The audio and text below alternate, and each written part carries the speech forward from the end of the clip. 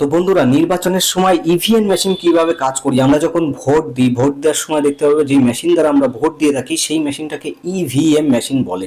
তো এই মেশিনটা অ্যাকচুয়ালি কি সিকিউর কিনা, এই মেশিনে আমরা যে ভোট দিচ্ছি সেই ভোটগুলো সঠিকভাবে কাউন্ট হচ্ছে কিনা, এই মেশিনটি কতটা ক্ষমতাশালী সেই সম্পর্কে কিন্তু এই ভিডিওর মধ্যে আমি সম্পূর্ণ জানানোর চেষ্টা করব। তো ভোট দেওয়ার আগে অবশ্যই তোমাকে এই ভিডিওটা দেখে নেওয়া দরকার। তো প্রথমেই জেনে নিই ইভিএম মেশিনটি কত প্রকারের হয়। তো বেসিক্যালি ইভিএম এই যে মেশিনটি, এই মেশিনটি 3 প্রকারের হয়।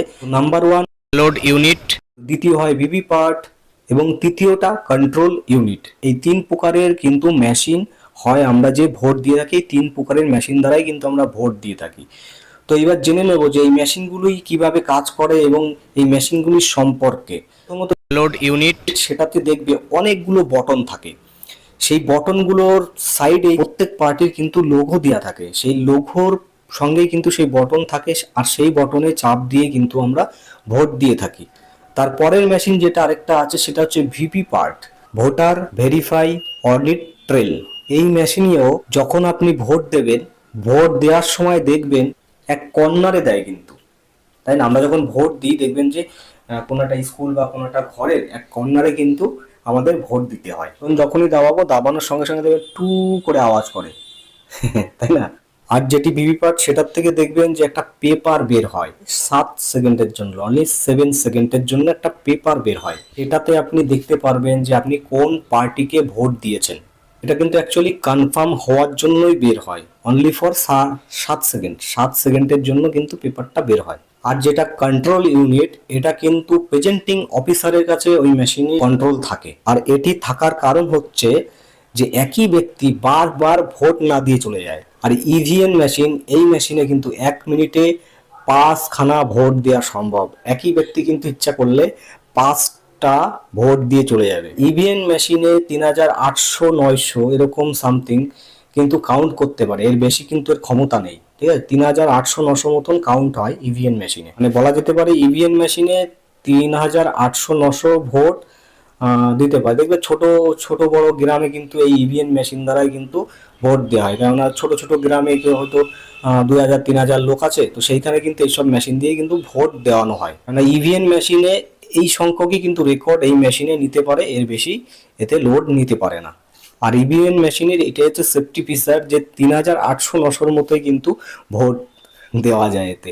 এটাই এর সেফটি ফিচার। কেননা দেখা যাচ্ছে এমনও হতে পারে যে গ্রামে 2000-2500 লোক আছে, সেই গ্রাম থেকে দেখা যাচ্ছে 5000 মানুষের ভোট দিয়ে নিয়ে চলে গেল এখান থেকে, তো এটা তো সম্ভব না। এবার সব থেকে জানার বিষয় যেটি, এই মেশিনটি কিভাবে কাজ করে এবং এই মেশিনের দ্বারা কিভাবে ভোট কাউন্ট করা হয়, তো সেই সম্পর্কে এখন আমরা বুঝবো। আর এই মেশিনটি কতটা সেফটি সেই সম্পর্কেও কিন্তু এখন আমরা বুঝবো। তো এবার জেনে নিই এই মেশিনটি কোথায় তৈরি হয়েছিল। তো দেখো যে ইভিএম মেশিন, এই মেশিনটি কিন্তু আমাদের ইন্ডিয়াতেই তৈরি হয়েছিল। আর এটি সর্বপ্রথম গোয়াতে ব্যবহার করানো হয়েছিল। গোয়াতে ব্যবহার করানোর পর পুরো আমাদের ভারতবর্ষের সব জায়গায় কিন্তু এই মেশিনটি ব্যবহার করানো হয়।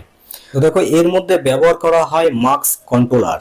তো অনেকের মনে প্রশ্ন জাগবে যে মাক্স কন্ট্রোলার কি। তো যে মাক্স কন্ট্রোলার, এই মাক্স কন্ট্রোলার সম্পর্কে বুঝলেই আপনি বুঝতে পারবেন যে এটি সেফ কিনা।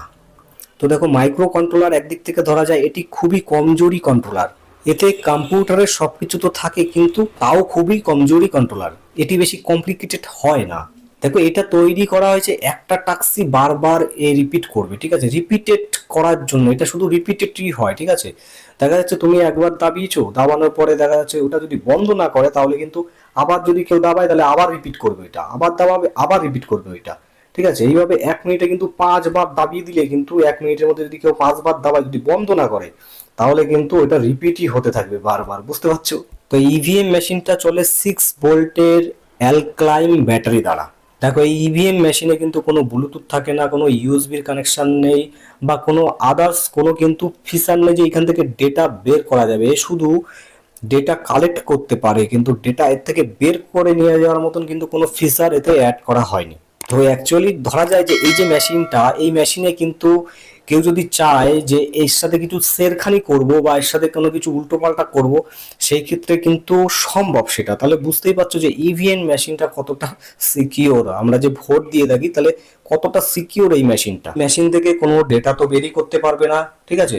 শুধু ডেটা কালেক্ট করবে, এর থেকে কোনো কিন্তু ডেটা বের করে নিয়ে যাওয়ার মতন কিন্তু নেই, বের করতে কেউ পারবে না, শুধু ডেটা শুধু কালেক্টই হবে এখানে।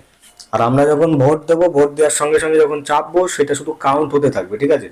যেই লোগোর পাশে যে বটন থাকবে সেই বটনে যখনই চাপ দেবো, চাপ দিলে সেই লোগোতে কিন্তু একটা কাউন্ট হবে, অন্য একটা লোগোতে অন্য আরেকজন কেউ চাপ দেবে সেটাই কিন্তু একটা কাউন্ট হবে। মানে তোমাদেরকে বুঝিয়ে দিই, ধরো 100 জন মানুষ ভোট দিতে এসছে, 4খানা বটন আছে, তাহলে দেখা যায় 100 জনের মধ্যে যদি 50 জন প্রথম বটনে দেয়, দ্বিতীয় বটনে যদি 20 জন দেয়, তৃতীয় বটনে যদি 20 জন দেয়, আর লাস্ট বটনে যদি 10 জন দেয়, তাহলে কিন্তু সেই 100টা টোটাল এইভাবে কাউন্ট হয়ে গেল। মানে ধরো একটা গ্রামে ধরো 100 জন ব্যক্তি আছে সেই হিসাবে বললাম।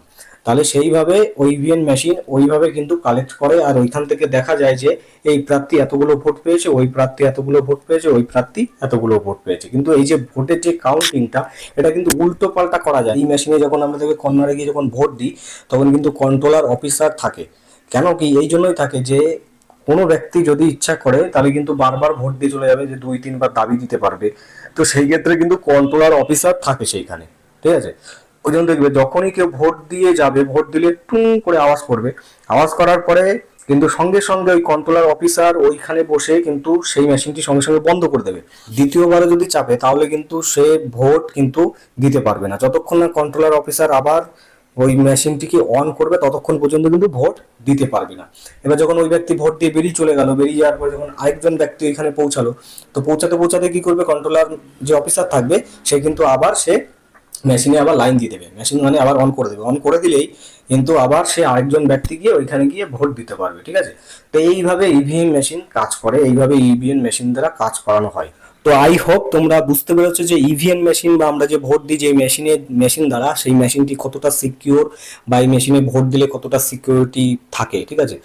তো ভিডিওটি যদি ভালো লাগে অবশ্যই এটা লাইক করে দেবে, চ্যানেল নতুন হলে সাবস্ক্রাইব করে সঙ্গে বেল আইকনটি টাচ করে দেবে। YouTube related, Facebook related, earning related বিভিন্ন ধরনের রিলেটেড ভিডিও কিন্তু আমার এই চ্যানেলে নিয়ে আসতেই থাকি। তো তার জন্য ভিডিওতে অবশ্যই লাইক দিয়ে রাখবে এবং চ্যানেলটি সাবস্ক্রাইব করে সঙ্গে বেল আইকনটি টাচ করে দেবে, আগামী কোনো ভিডিও যাতে মিস না হয়।